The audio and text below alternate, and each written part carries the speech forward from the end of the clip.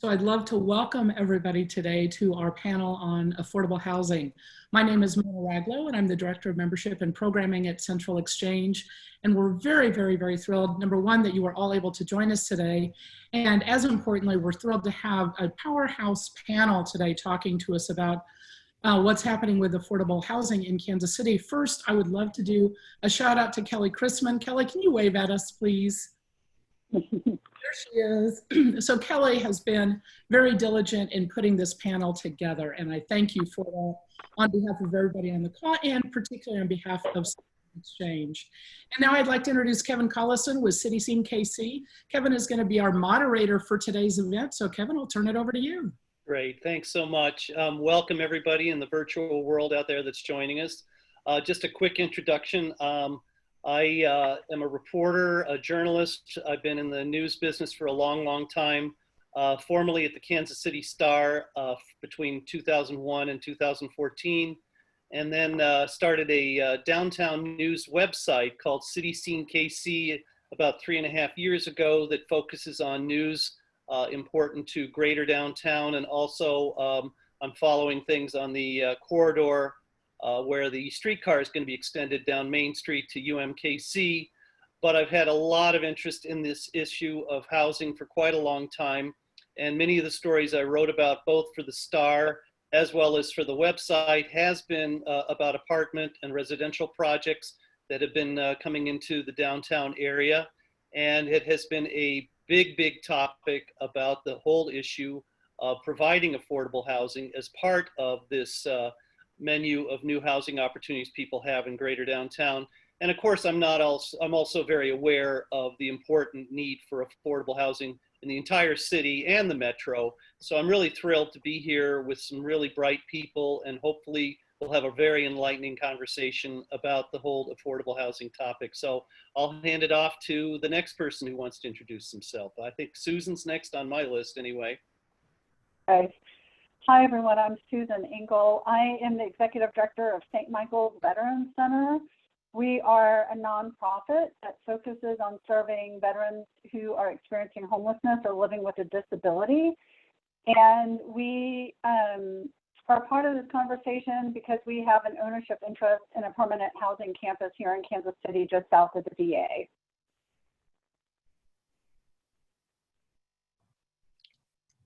Great. I think I'm next, Kevin, on the list. Hi, I'm Heather Bradley. I'm Heather Bradley Geary. I'm Director of Supportive Housing with the Vecino Group. Vecino Group is a supportive housing developer that works nationally to develop housing to end homelessness. I do live here in Kansas City, but we do work nationally. So we currently have, we've developed 20 supportive housing communities in 8 states over the last 6 years. Ending homelessness for about 450 families. And then in addition to that, I'm a social worker and board member of the Greater Kansas City Coalition to End Homelessness. So most if not all of my career is revolved around ending homelessness. Hello, I'm John Wood. I'm the Director of Neighborhood and Housing Services for the City of Kansas City. Glad to be here. I've been with the city this past 10 years of my life.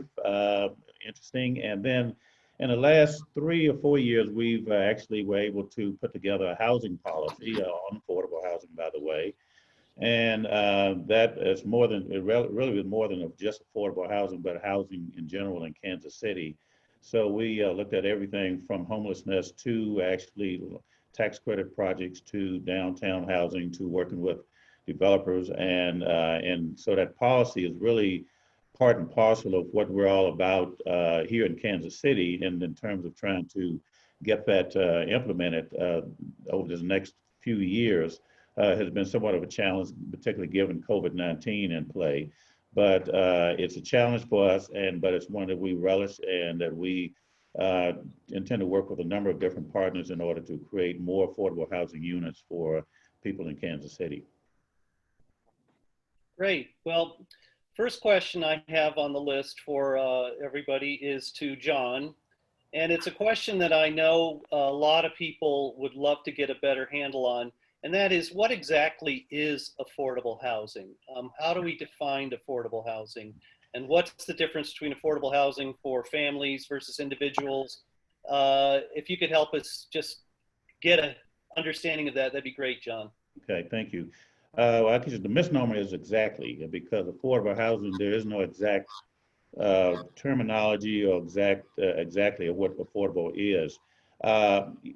Facetiously, one could say affordable is whatever you can afford. However, we know that the term, the issue of affordability and affordable housing are much more complicated. It's more than just living in an apartment or a home and paying the bills and maintaining your home.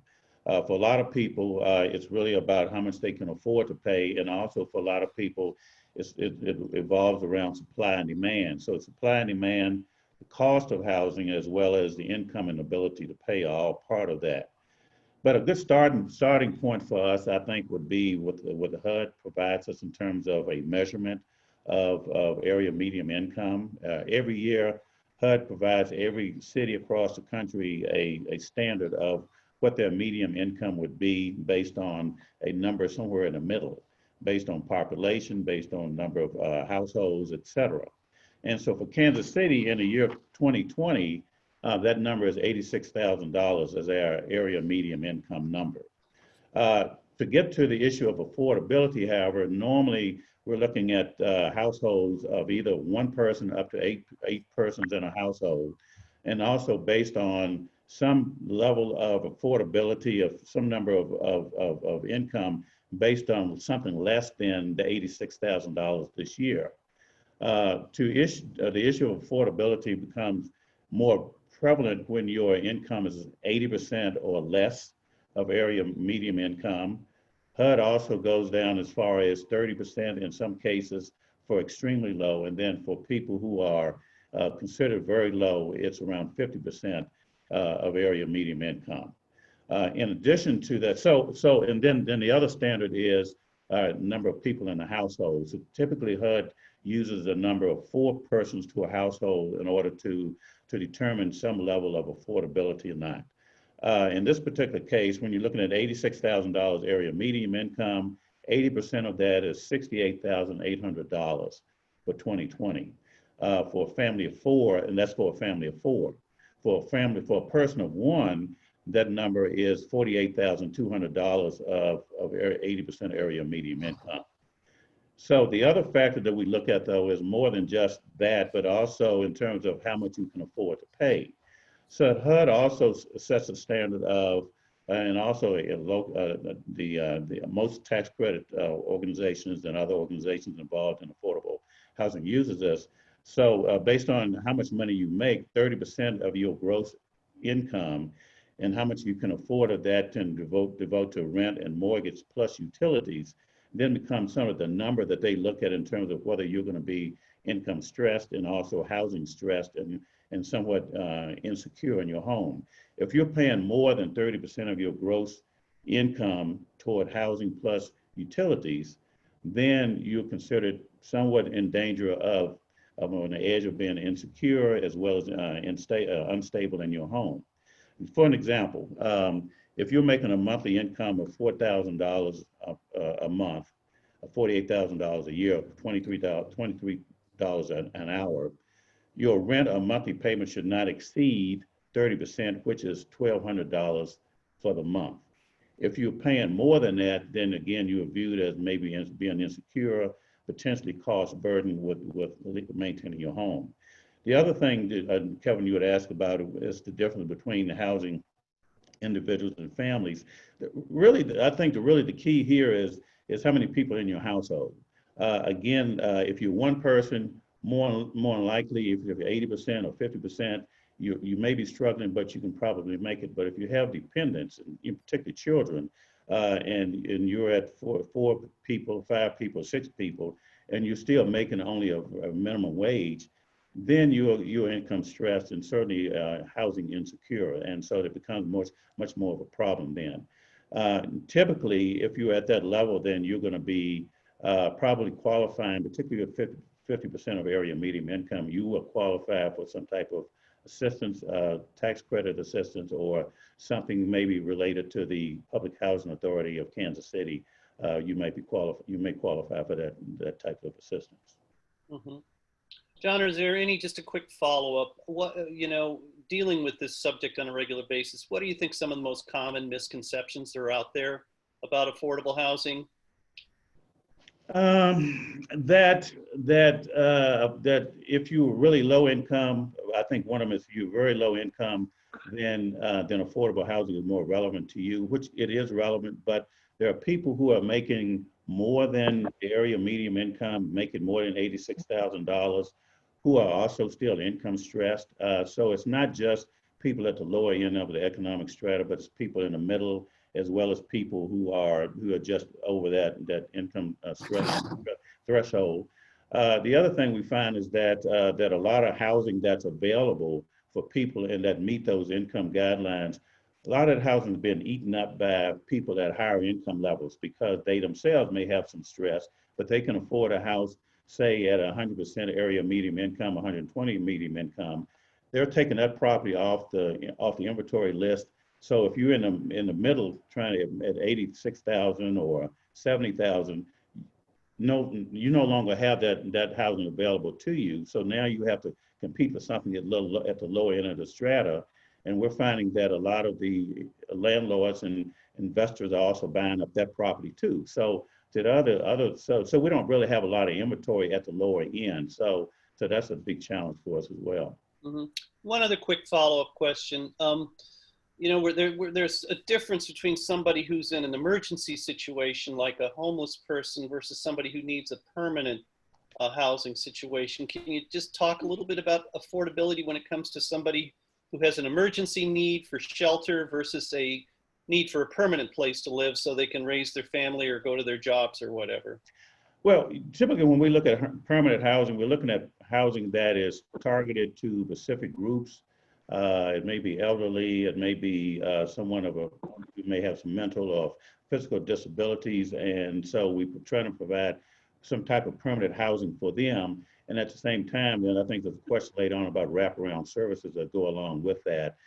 So when we're looking at permanent housing in this conversation, we're looking at that type of housing for people who need to be in a stable situation.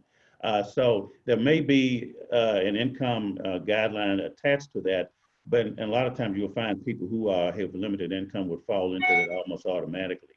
I would say emergency housing would be situations where there's a fire, there's a flood or things of that nature, or there may be a domestic violence situation where they are being victimized by an abuser and they have to get out of that situation and they need emergency shelter right away.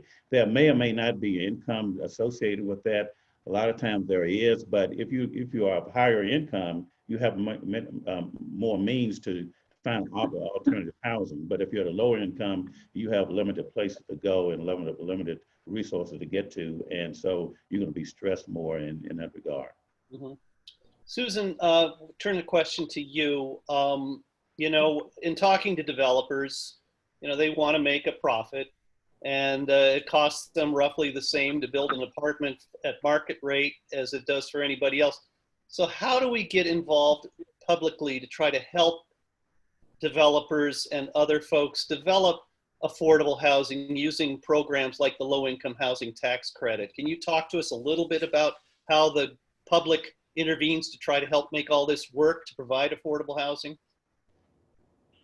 Yeah, Kevin. So as you noted, there are people developing housing in our community, but there does need to be incentivization to invest in affordable housing. So there is an important program that exists that you referenced, the Low-Income Housing Tax Credit Program.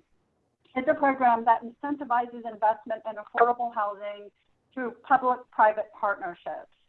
And this is one of the most important drivers of affordable housing development across the country. There are federal and state tax credits can be distributed to affordable housing developers or investors when they generate equity for a project. Federal LIHTC funds are distributed to each state by the IRS based on the population or a minimum allocation of $3 million. About 17 states, including Missouri, have established state credits to incentivize investments in that state. State tax credits are managed by state housing finance agencies. In Missouri, This is the Missouri Housing Development Commission, or MHDC. And in Kansas, it's the Kansas Housing Resource Commission or Corporation. And these entities review competitive applications from developers and in some cases non-profit partners. And they're looking at applications that can demonstrate an affordable housing need in their community, that they're targeting housing for ranging from working families to low-income families, to particular vulnerable populations, that they demonstrate they can leverage, that they can get the tax credit funding, they have other financing or rental assistance, that their application is economically feasible. As an example, for us at St. Michael's Veterans Center, we have 2 phases of housing on the campus with a development budget that totaled $22 million, not including the value of the dirt or the improvements. Both phases of housing were financed with 9% federal and Missouri low-income housing tax credits, which together accounted for 90% of the funding sources we used to build the buildings. And importantly, for each phases of the development, about 25% of the equity came from Missouri LIHTC and about 16% came from AHAB, which is another gap funding program. And fortunately, for us and our hope to finish a 3rd phase of housing on the campus, this program was removed in 2017. Former Governor Greitens led a vote of the commission to remove this funding, and since then $140 million in state low-income housing tax credits have not been available. We are really excited that we've had some movement recently to reinstate this funding across Missouri. On September 1st, the Missouri Housing Development Commission approved a draft QAP, and they're seeking community input now with a final vote on September 25th. So if you care about affordable housing in our community, this is a great time to raise your voice to let the commission members know that we want to have this funding reinstated so that we can, developers and investors across Missouri can create more affordable housing. So I want to make sure people understand that there has definitely been some movement now to restore the state low housing tax credit program. And so what's that key date again? September 25th is when the commission is voting again. Okay. And I should note that one of the concerns about the program previously was about the return on investment of the funding. And as both the commission and it's gone through the legislative process, the program as it is being evaluated now is different. Instead, there used to be a dollar-to-dollar investment of Missouri tax credits. To federal tax credits now, it's capped at 70%. Gotcha. But that will be helpful. Well, how do, go ahead, I'm sorry. As the example I gave for our project here, we are seeing more than a $3.5 million gap in being able to build our 3rd phase of housing because the Missouri Housing LIHTC doesn't exist right now. Right. Can you give a quick explanation? How do developers convert a tax credit to equity? I know that I believe that they sell them to other entities that then use them to reduce their income taxes. Can you explain that a little bit and maybe just a little bit about how much they can raise for $1 worth of tax credit in the way of equity for their project? Right, and so this is part of where the conception is that a lot of people are making money off of this way of developing affordable housing, and really there's a very small margin. But so I'll give an example. So when I represent a nonprofit, we partnered with a real estate development company, much like what Heather works for. We submitted an application for those tax credits. When we received the award from MHDC, those tax credits, we did have to find an equity investor who would give us the cash to build the buildings, and then they got the tax credits.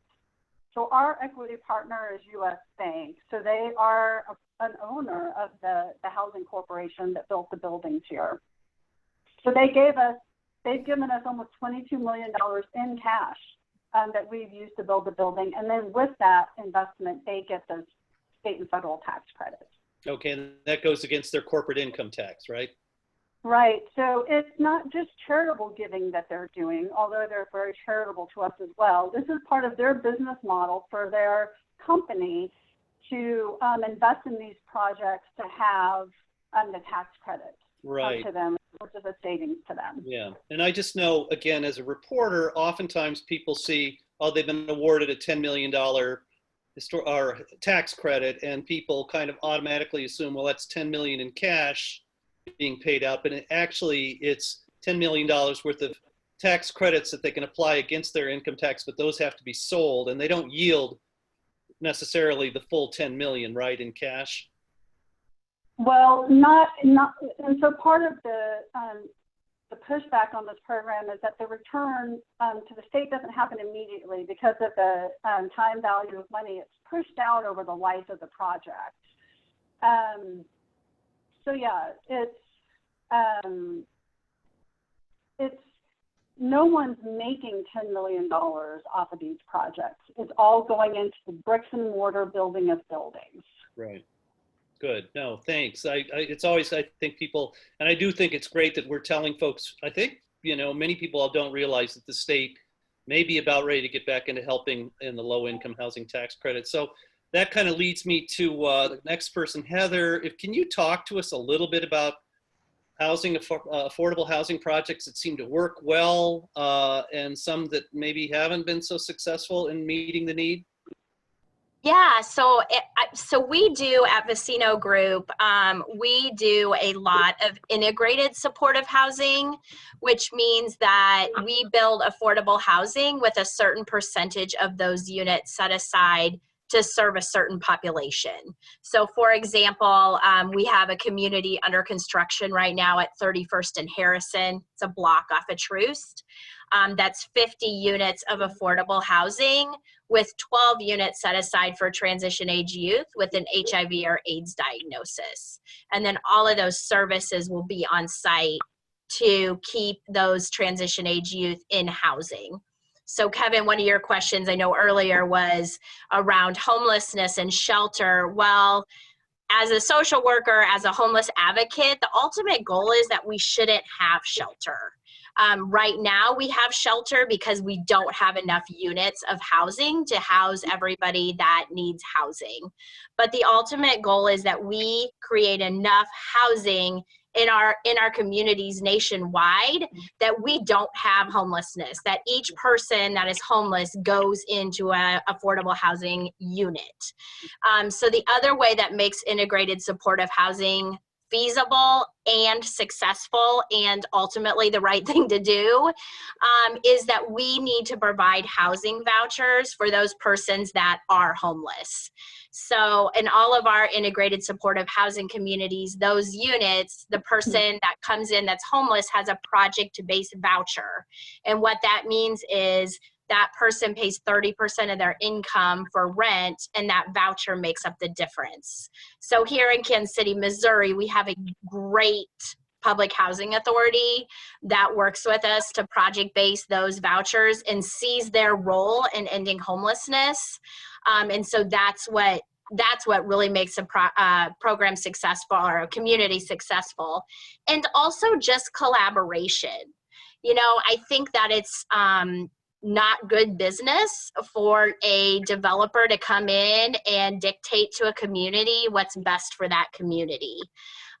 So working with the city, working with all your nonprofit partners, working with the neighborhood to say like, hey, what is best for your community? What is the need in the community? It's not for me as a developer to come in and say that. That's not my role. My role is to work with the community to ensure we're serving the population that's most in need. So I would say that's what makes it successful. But on the other side of that, we have this really ugly thing called Nimby, not in my backyard. And I will tell you that as just being a developer the last 6 years, that is what has made communities not successful.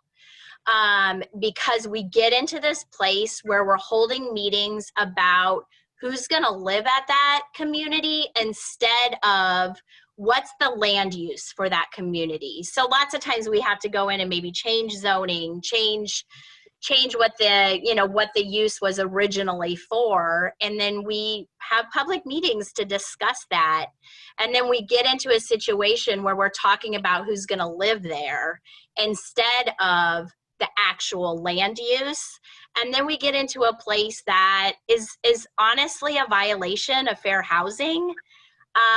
And so that has been probably our biggest obstacle. And it's not just, this is across the board in the United States. Right, This is not specific just to Kansas City, but that's one of the biggest obstacles that we run into is just NIMBY. People are just not aware. People just need to be educated about, people that are homeless. All of us are on the brink, right? Like we're all one paycheck away. We're all like, please, let's not jump to conclusion about what people are homeless, what they've gone through, or what they think, or what they believe, or what mental illness they have. So that's one of our biggest issues. Can you help? You kind of are touching on this a little bit. When you're at these meetings, what are some of the misconceptions that you often run into when it comes to the topic of affordable housing? And I can just, again, as a reporter, over the years, I've covered some of these controversies. I know you get into the situation of a halfway house, you get into a situation of, a Section 8 housing, you get into a situation where these are workforce housing. Can you just talk to us a little bit about some of the things you have to sort out with people and their misconceptions about affordable housing?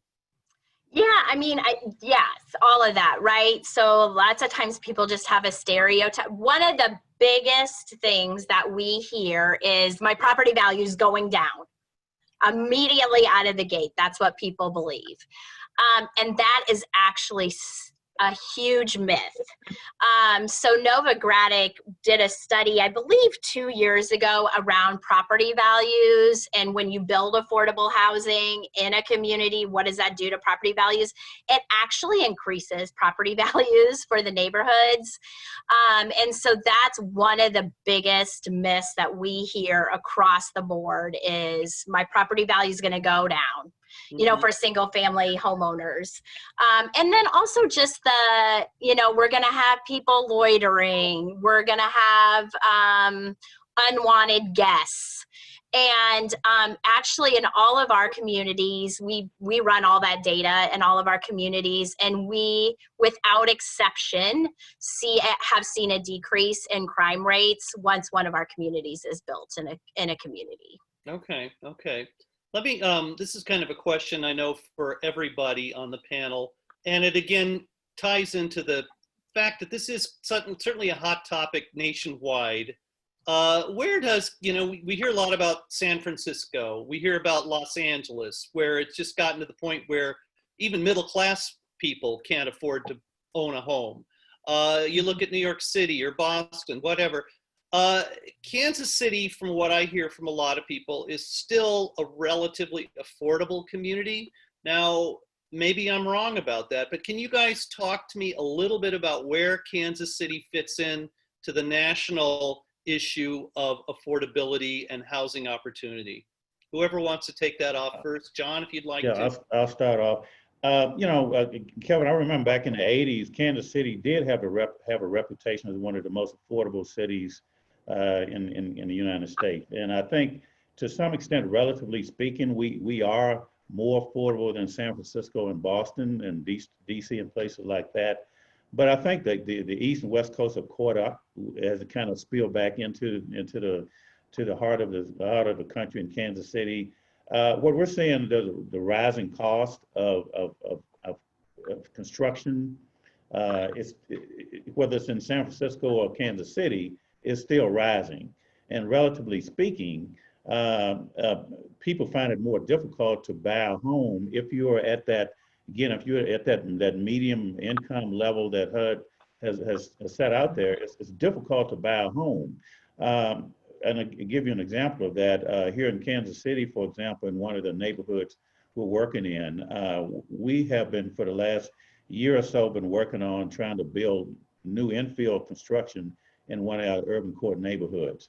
And it doesn't matter where it is, we're finding that the cost of building a new home is anywhere from $125 a square foot to $150 a square foot. And that's not the most high quality house that you can build. I mean, as you also know, we've been involved in Beacon Hill for the last several years, and successfully that's been built out. But for 1,800 square foot house in Beacon Hill, those builders are building those houses at $200 and over $200 a square foot. That's $360,000 to $400,000 for a house, for a brand new house. So then you try to import that into some of these older, some of the communities east of Truce and urban core areas, and try to do some infill new construction. And we're doing what we can to try to keep those costs down. But we're still finding that $125 to $150 a square foot for 1,500 square foot house, it will cost you still about $220,000 to build that house. The other thing we're seeing, and that's the downtown developers and downtown developers and tenants, rents are up. And so we're finding that the cost of just to rent an apartment for a tenant is way up, particularly downtown. And so that translates into some of the, again, the single family homes that are now being rented up by landlords and investors. And they're charging $1,500, $1,200 for a house that has not been rehabbed up to the level that it should be. But people need housing someplace, so they'll pay that rent, $1,200, $1,500 in a house that needs to be renovated. So Kansas City is kind of caught up with what's happened on East and West Coast. The other thing real quickly is that we used to have a lot of inventory of vacant land. We still have a lot of vacant land. We don't have as many vacant houses. What we're finding, again, the investors and landlords who are coming into town, they're buying 300, 400, 500 houses at one time if they can. They're actually being flipped nationally between investors. So Kansas City becomes a market because of our low cost and the inventory we had. It becomes attractive to a buyer who buys 300 or 400 houses at a time. And so what they're doing, they're taking all those houses out of the inventory, single family homes that could be rehabbed for single family home ownership. And now you have less homes available for people who can or should be able to afford those houses, but they can't because they're no longer available. So now we have to worry about where do they go? Well, they have to either go into trying to rent housing or rent an apartment someplace, or they're going to have to try to build a home again at $150 a square foot, and hopefully they can afford that. And so that's what's happening in Kansas City. So John, just a quick follow-up. I'm interested in your hearing, because I know at least a few years ago, a lot of people were saying, well, we've got this huge inventory of vacant houses. Why aren't we renovating those to provide affordable housing? You're telling me a lot of that has been snapped up, but I'm kind of curious, is there any general observations about the quality of landlords who you get if they're big national outfits coming in and buying up a bunch of places, or local people who have at least some kind of community connection to those properties? Well, I think the local people, well, you know, they're local. They care about Kansas City. They care about the area. So I think they'll be a little bit more responsible than a lot of these national organizations. I'm thinking about, when I said 300 or 400 houses being purchased, I'm thinking about the guy from California, the $1 million landlord who didn't pay his Jackson County taxes, and he had 500 houses that he bought because his portfolio said that if I buy these many houses, if I put maybe $5,000 to $10,000 per house in a house to renovate it, even though it needed $50,000 to improve it, I can get enough tenants in there to make my portfolio goals. What he found out was that you need to really do put $20,000, $50,000 in these houses, but that became unattainable for him. So then what he did, he ended up flipping them to another buyer. So that's kind of what we're seeing that's happening here in Kansas City. And so we're trying to encourage more local ownership, and we're also trying to encourage more single family home ownership, because I think a buyer of a single family home, buy a home at $50,000, put $30,000 improvements into it, make it stable, secure, clean, sanitary, etc. you can afford a $400 mortgage on that, then you can, more so than you can afford to pay $1,200 for a rent to a landlord who doesn't care about the community. John, one other quick thing. Somebody just offered a question on chat. Do you think you've got the tools you need to prevent somebody from California buying 100 houses here in town and just letting them run down and just collect rent and then just pass them off? I mean, in other words, do you have the tools you need to try to crack down more on slumlords? We have the tools to crack down, except that if you're in California, we can't get to you because the laws won't allow us to get to them. And so the best thing we can do is with that code enforcement and those kinds of things is to put pressure on them, which we did in this particular case in California. But again, after he found out that it cost too much to meet his goals, then he simply just sold them. And there was nothing we could do about it. And we actually talked to him to try to get him to sell us some of his, at least 50 of his houses in the Blue Hills neighborhood. And he said, well, he said, this won't work. I got somebody else going to buy it. And that's what he did. He just hung up on us and kept going. I know it just was in the news, I think yesterday, about a record fine levied by a judge, $52 million to an operator of a couple of apartment projects that would never even respond to any of the summons. And I believe they're based out of Israel. Right, and a lot of those type of developers, those type of investors, the big, larger investors, again, they operate nationally. A lot of that is enabled by HUD, believe it or not, because they are in the HUD program to buy properties that have HUD financing and mortgages on them. So they're part of that they're in the play for that. So they can move from community to community and buying these apartments and investing in them, get the HUD money in them. And in this particular case, I think the same owner owns other properties. We've actually had to take action on him, forcing the city and the HUD and others to look at this guy and made him come into town and deal with these apartments, but they're still in bad shape. They're still unhealthy. And they're difficult to get to because they're out of there. If they're in Israel, how you gonna get to them? Right. Heather, Susan, do you guys have any, again, getting back into where does Kansas City fit in to the national picture as far as affordability? Again, because there's been so much attention paid to the West Coast and some of these other hyper expensive markets. Any thoughts? Comparing it nationally, but just a couple of other points. One, just noting the scope of the problem. Some MHCC numbers indicate that 68% of renters in Missouri are low income. And I think to John's point earlier, we sometimes don't understand who that is. But if you think that that's someone who might make, might qualify for something that's $35,000 a year, there are a lot of jobs that people work full time that don't make $35,000 a year. So it could be,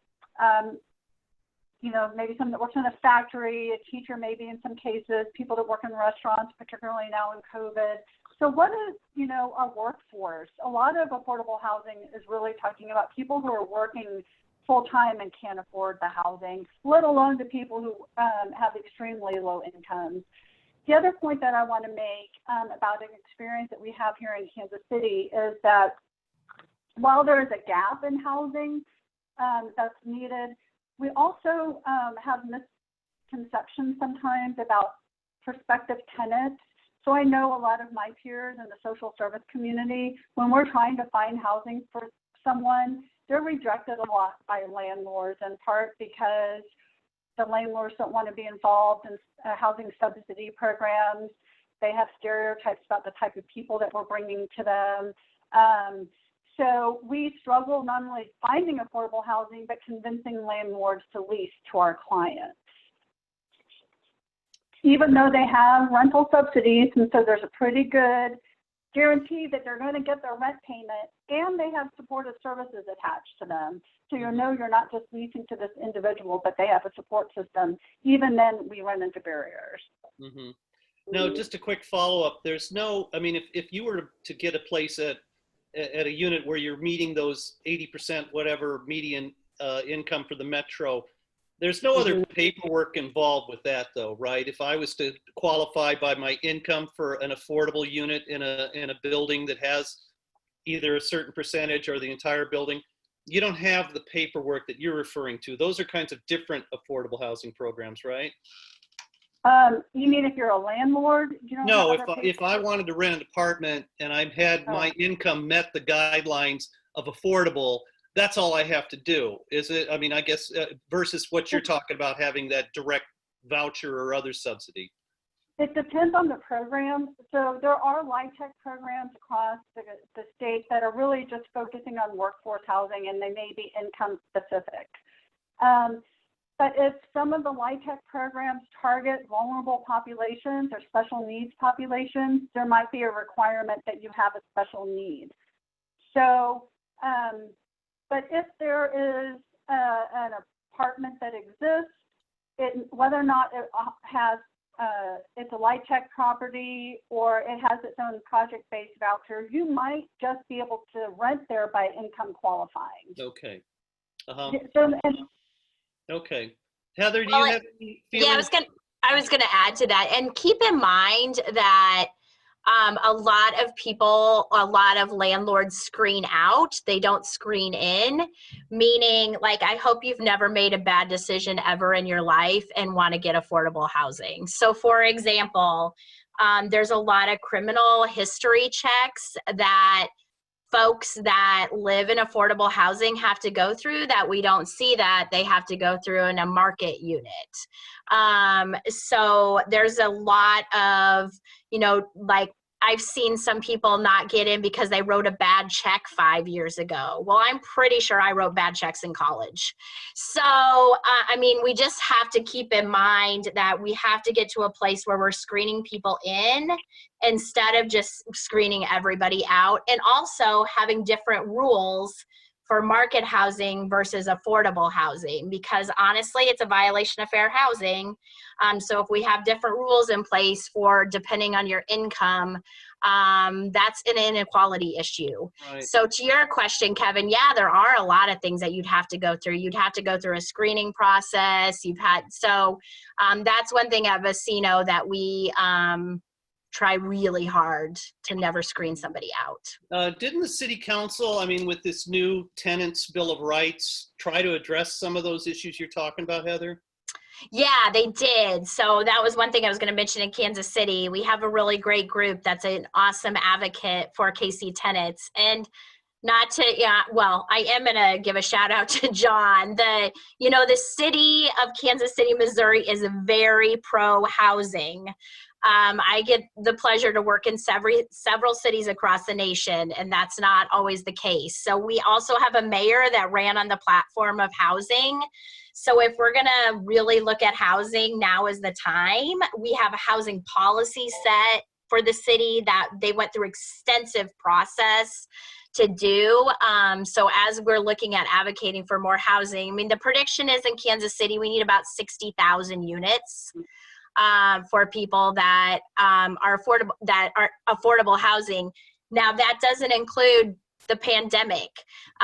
So one of the things that we're working on through the Coalition and Homelessness is we think, and this is a low number, it could be higher than this, we think there's going to be about 60,000 households that are going to hit the homeless system once the pandemic with emergency assistance. So we're already seeing this huge need of mortgage assistance, rental assistance for people because of the pandemic that have lost their job, lost different benefits. And so this problem is only going to increase over the next 2 years. Totally understand. Susan, I have a question here for you, and it kind of gets into the homeless issue, which again is just another variation on the issue. What is the housing first approach? Can you tell people a little bit about what that is? Yeah, so as Heather said, we know that in Kansas City, the last time we counted, there are about 2,000 people who are homeless. And we are worried that that number is only going to increase. So about a decade ago, an evidence-based model emerged that began to look at homelessness differently. And instead of, in the past, a person who was homeless might first present themselves to an emergency shelter, and then they might moved to a treatment program or transitional housing program, and they just got stuck in that cycle of sheltering and transitioning and treatment, getting a job and then not keeping a job, and they just never got out of it. So the Housing First model says that homelessness is primarily a housing problem, and that moving persons experiencing homelessness directly into permanent housing is the solution. So the Housing First concept also recognizes that the people who need this housing come with some challenges, and that it includes wraparound supportive services. There are two program models that follow this Housing First model. One is permanent supportive housing, which Heather referenced earlier that her company helps to develop. And it targets individuals with chronic illness, disabilities, mental health issues, substance abuse disorders, who have long-term or repeated homelessness. So it's a really vulnerable part of the homeless population. So St. Michael's, in a way, embraces that piece of the Housing First model. We're not purely a permanent supportive housing program because of our funding and such, but we do embrace the principles of Housing First, which include we serve 100% a special needs population. So all of the people who live at St. Michael's are experiencing homelessness or living with a disability. There are no programmatic prerequisites to housing. You get housing. You don't have to agree to services. There's low barrier admission policy, as Heather referenced. We work with the property manager to identify the most vulnerable people and try and get them into housing. Supportive services are voluntary, but we persistently urge the veterans who live here to focus on their housing permanency and their wellness. And I think we find that it being voluntary, and because we build a community of trust and support, they seek out the services that we provide to them instead of it being a requirement. And then importantly, in Housing First, the participants have full rights and responsibilities and legal protections. So often in a shelter or transitional program, that housing may go away in a moment. But when people live here at St. Michael's, they have a 12-month lease. That is their home, and they can rely on that being a place for them to live. And then lastly, we try and use eviction as a last resort. So those are all components of the Housing First concept that embraces people that might be hard to house and then supports them in staying housed and tries to keep them housed. The second model is the rapid rehousing model. And this Susan, is I hate to interrupt. We've only got about 10 minutes left. And I wanted to give anybody in the audience an opportunity to ask a question if they'd like to. I'm sorry that, but yeah, we've had a great chat and things are going quickly. So if there's anybody listening right now that wants to send a question, please go ahead and do so. And then I'll wait and hear from them. So Kevin, I might just add, and just saying quickly, rapid rehousing targets someone who we think can more easily get into housing and stay there. And we're starting one of those programs now. But most importantly, I want to emphasize that we know this evidence-based model works in keeping people housed, and that's what's important. Our experience at St. Michael's is that 96% of the people who come to live here stay permanently housed, whether or not it's here on the campus or somewhere else in the community. So this is not, it's a continuous cycle of moving people in and out of different housing options, that we're keeping people in housing. Okay. It's an investment, yeah. All right, I'm looking for our studio audience. I've got a question here. What organizations are available on the Kansas side in KCK specifically that can assist very low income people looking for housing? Anybody know anything about the Kansas side of the border? Yeah, I'm sorry. Can you answer the question again, Kevin? I'm sorry. Okay. What organizations are available on the Kansas side, KCK specifically, that can assist very low income people looking for housing? Yeah, so the biggest, in Wyandotte County, the biggest houser there is Kim Wilson Housing. They're part of the Wyandotte Behavioral Health Network. We work really closely with them. We also have we actually have a community under construction in Kansas City, Kansas also, but Kim Wilson would be, and I'm sorry, I don't know who asked that, but feel free to reach out to me after and I can put you in contact with Kim Wilson. Is CHWC still in existence in Wyandotte County? The City Vision?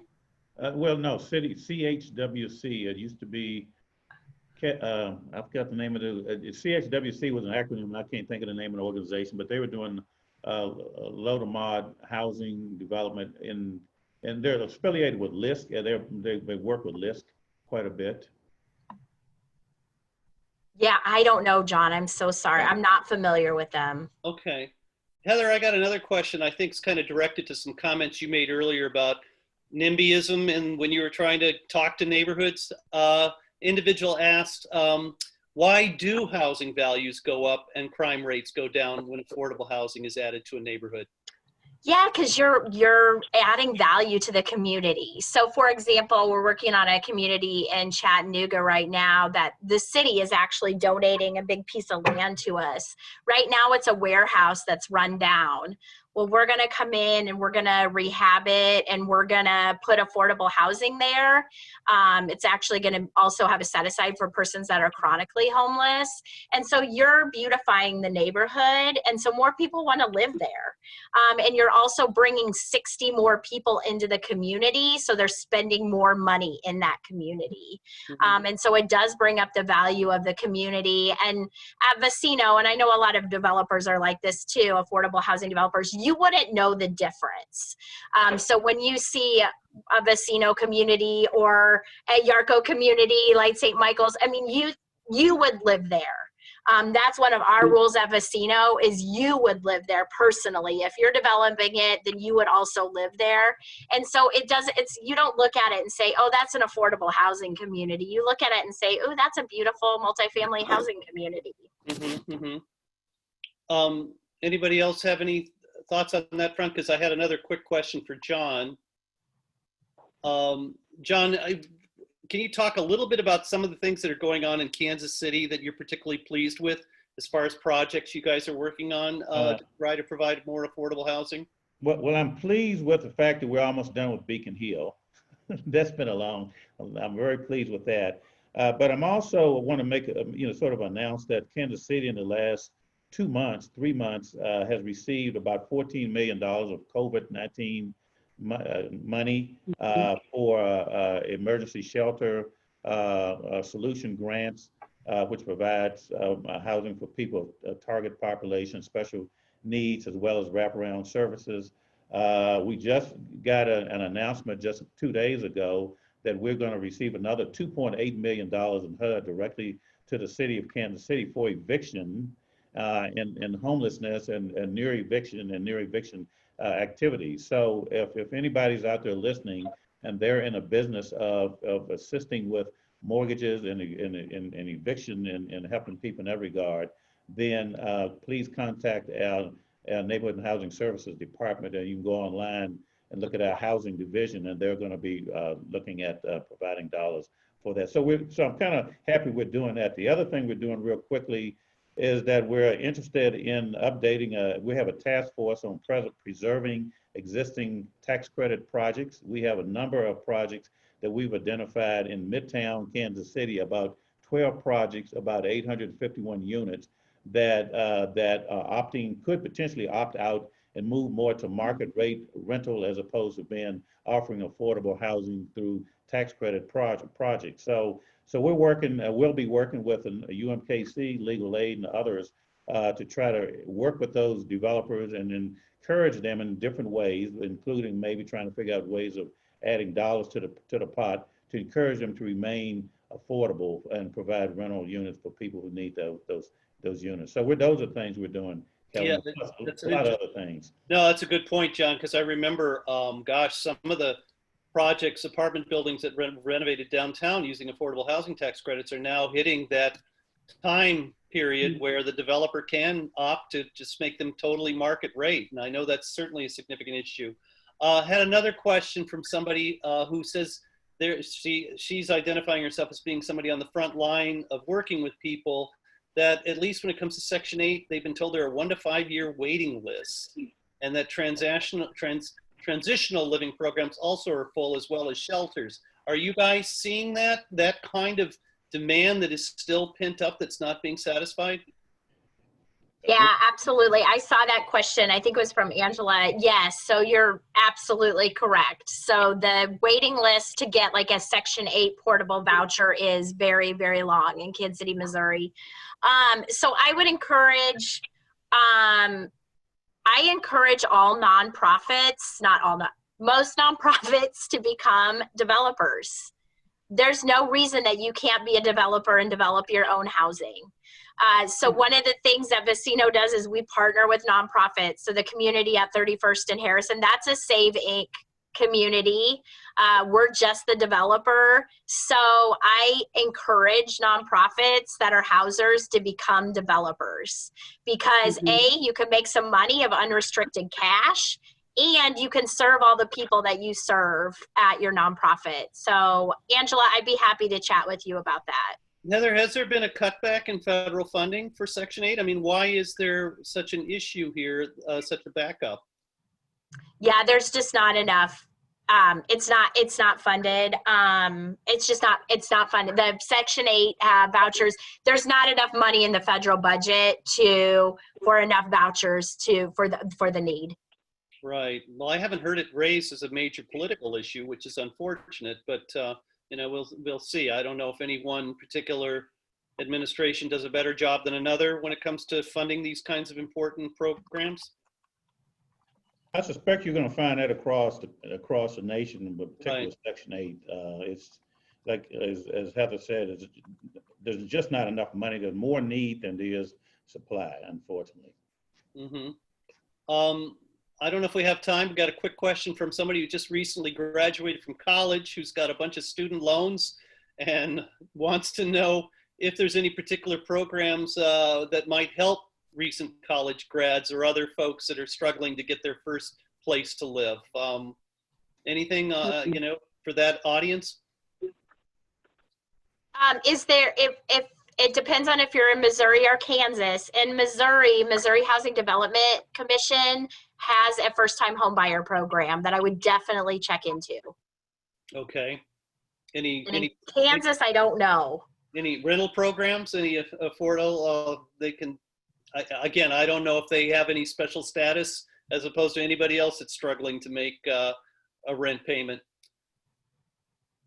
Yeah, and unfortunately, Susan probably knows this better than I do, but I don't think your student loans counts against your income. Like if you're income qualifying, it doesn't count against, you know, like it doesn't count basically. Okay. Well, I know it's we're almost at 1 o'clock, and I was told that we wanted to end this promptly at 1. Anybody want to jump in from the Central Exchange at this point? Kevin, thank you so much. And we do have a stop at 1. There are many people that are still on if there are questions to be answered. And Susan, John, Heather, and Kevin, if you're able to stay, that would be great. But on behalf of Central Exchange, first of all, this was fascinating. This is not an area that I live in as far as the affordable housing. And I was definitely educated on some things that I wasn't aware of. So I thank you for that. So Susan, Kevin, John, Heather, thank you very much for being here today. Kelly Chrisman, thank you for organizing this amazing group.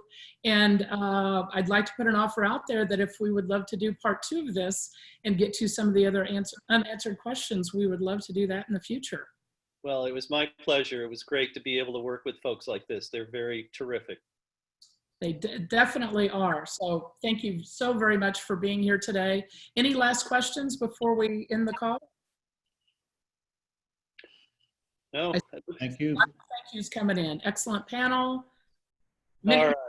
Thank yous to the panel. So again, on behalf of CX, thank you so much, everybody, for participating today. All right. Stay safe. Appreciate it. Thank you. Bye. Bye. Now.